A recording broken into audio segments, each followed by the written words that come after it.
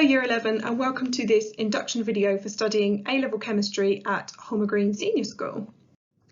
Chemistry helps us understand and explain the world around us and how everything works.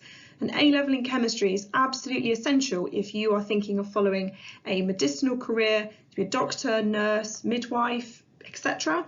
If you wish to become a vet or work with animals in any way, if you wish to be a teacher or a researcher or a drug developer, all of these careers require an A-level in chemistry. So at Holmer Green and at A-level in general, we really push you to develop the skills that you've already started in your GCSE. So your analytical skills will become better and better. You'll start thinking about research and how to think critically about research. We think about problem solving skills and how you can develop your way of thinking scientifically. We also really focus on written and verbal communication and thinking about teamwork, working in a lab with partners, other people, etc. So the skills you gain from your A-level are highly transferable to a huge range of career and university possibilities. So even if you're not sure whether you wish to follow a career in chemistry, the A-level will be helpful for any career that you wish to follow. So the course we run at Holmer Green is the AQA Exam Board A-level in chemistry. It's taught over 2 years. The course is split into 3 main categories of chemistry. So these categories will not have been used at GCSE, but this is how chemistry gets broken down.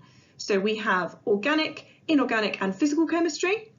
So organic chemistry is the study of carbon-based compounds, so alkenes, alkanes you would have studied at GCSE, alcohols, etc. But we build on that into many other carbon compound groups. Inorganic chemistry is generally the study of the periodic table, metals, gases, etc. And physical chemistry, as the name suggests, is more about the physical side of chemistry in terms of atoms, bonding, energy, rates of reaction, the basics you would have studied at GCSE. So here we have a more detailed list of the content you will study throughout Year 12, split into 3 strands of physical, inorganic and organic chemistry.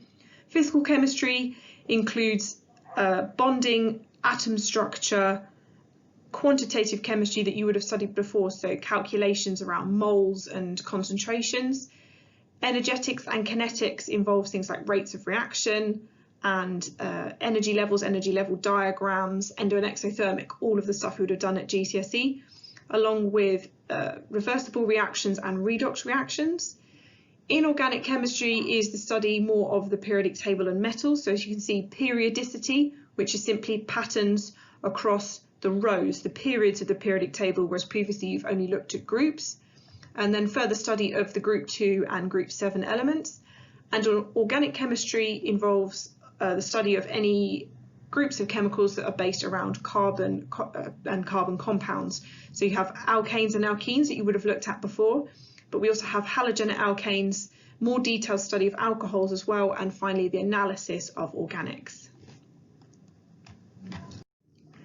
Here we have a list of the Year 13 content, again split into the physical, inorganic and organic chemistry. So basing all of your knowledge from Year 12, we then advance that forward into much more advanced chemistry. So for physical chemistry, again, building on rates of reactions and energy, and now looking at electropotentials and batteries and more study of acids, bases and pH and how they work together. For inorganic, you start looking at period 3 elements and the transition metals in much more detail. And finally, for organic chemistry, as you can see, there's a great long list of the organic species that you'll be looking at. So carboxylic acids, esters, amines, DNA, and finally the analysis in more detail of organics. Regarding the exam structure for the course, at the end of Year 12 you will be sitting 2 AS level papers, but these will be sat internally at school, so they will not count towards your final A-level grade. So the course will be split into 2 papers.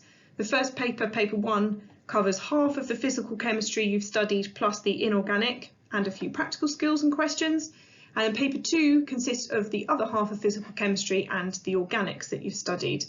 So the papers consist of some short answer questions, some longer answer questions, so 6-mark questions regarding practicals and calculations, plus some multiple choice questions. do not be fooled by the multiple choice questions. Some of them can be more tricky than you realise. When you come to do your final A-levels, as you can see, you will have 3 papers to sit. So again, the papers are split between physical and inorganic and physical and organic as the 2 papers, so very similar to the AS level. For the 3rd paper, you will be assessed on any content from the entire 2 years of study and any practical skills, so any of the practicals that you will have studied. So you have to be very prepared for anything that they could throw at you for the final paper. So if you've been interested in looking at biology as well, they have an essay paper for the 3rd paper, but there's no essays, etc. for chemistry. It's simply any of the content that you could be asked at any time, plus some practical and data questions.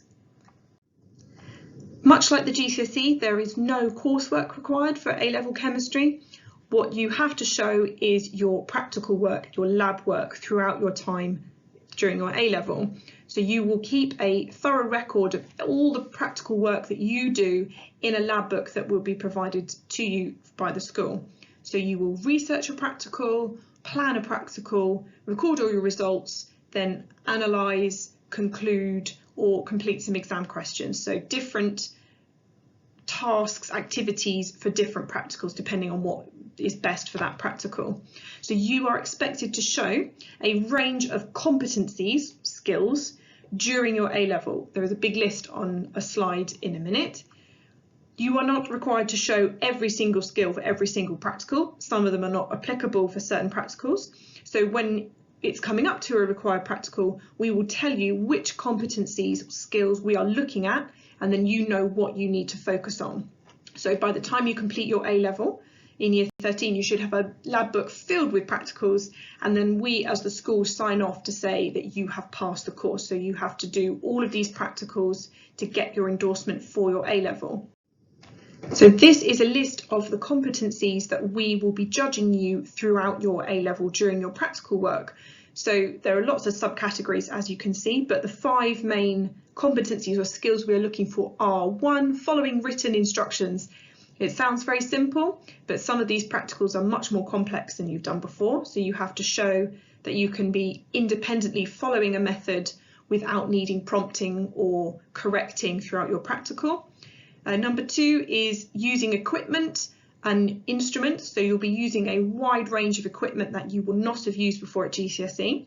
So you have to prove that you can use it, understand how it works, calibrate it, etc. Number 3 is safety. You will be using chemicals and equipment, etc. that is much more hazardous than we allow you to use at GCSE. So you have to show that you understand the risk, not only follow a teacher's instructions about safety, but you have researched the hazards and risks associated with every single chemical and how you will keep yourself safe. Could be as simple as wearing goggles. It could be up to using thick protective gloves or using the fume cupboard. So there's a big range of safety. You have to be able to understand how it works. Number 4 is making observations and records, so showing that you can design a results table, plan your practical carefully and make sure you don't miss anything while you're doing your practical, when to recognise anomalous results, etc. And the final skill is research and reports. So can you process your data, plot graphs, draw conclusions? Can you therefore go on and research other experiments and use those to show that your results are valid? For books for the course, this is the recommended list for you. There is one of these books that is absolutely essential. So for the summer, I would recommend the Head Start to A-Level Chemistry book by CGP. This is a great way to keep your chemistry knowledge refreshed, especially if you haven't studied it for a little while and as the summer holidays wear on.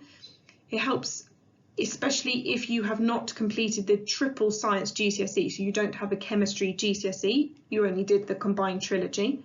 Not a problem, but I would recommend this book just to make sure there are no gaps in your knowledge before you start in September. For the textbook, the AQA chemistry textbook is the book that we require you to buy before September, and then you can use and reference throughout your A-level. So we do require you to buy this book. So make sure you buy this cover, as there are 3 different options available, one just for year 12, one just for year 13. This book contains both years, so it will keep all the way through your A level. The other 2 are similar to GCSE, a revision guide and exam practice book. So make sure you buy the AQA exam board books, but here are the pictures of the 2. So this is the revision guide, and then there's the exam practice workbook. Again, just a recommendation and can help as a revision tool as you go through your A level. If you have any questions about which books you should and shouldn't buy, please get in contact with me at any time. All books are available either through a bookstore or on Amazon. You don't even need to buy them brand new, you can buy them secondhand, and then you might even be able to sell them on when your A level is complete. There are always plenty available. So over the summer, we would love you to complete the transition guide. That is a document from AQA before September, just to help keep your knowledge fresh, and you can complete the Head Start book as recommended by CGP. You can do any revision from your GCSE notes or revision materials that you made as you wish. I appreciate that you guys have had a rather long break from school. You haven't had to do your final studies, but any notes, revision materials, posters, flashcards, etc. will still be really useful to get you started in September. If you want to do any online revisions such as Seneca, you are more than welcome. You can either refresh the GCSE, but there is an A-level chemistry course on Seneca, which you're welcome to have a look at and browse if you wish to, maybe to get a little bit of a head start. But we will start all of you afresh in September. In terms of equipment that you'll require for September, you will need a few folders to keep all of your notes in, maybe just one folder to bring into school to keep all your work in, and then once a topic has been finished, you can file it better at home so you don't have to carry around everything all the time. You'll need the standard pen, pencil, rubber, etc. A ruler, pencil is essential for graph work, so please make sure you have all of your equipment. I'm not sure at this point about equipment sharing in September. So currently for the year 12s, I am not allowed to lend them a calculator or any equipment while they're in school to reduce the risk of infection from coronavirus. So please, just to be on the safe side, make sure you have all of your equipment every day in school. You will require a scientific calculator, especially as we advance into year 13 work. You will need a scientific calculator, not just a regular calculator.